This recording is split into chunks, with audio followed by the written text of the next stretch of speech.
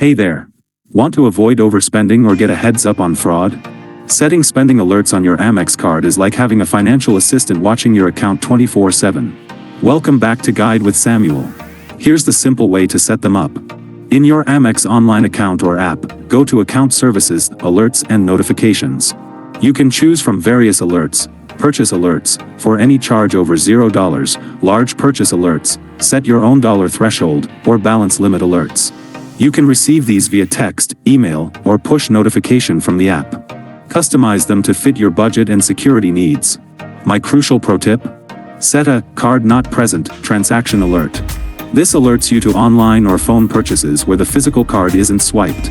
Since this is common for fraud, an immediate alert lets you act fast if it's not you.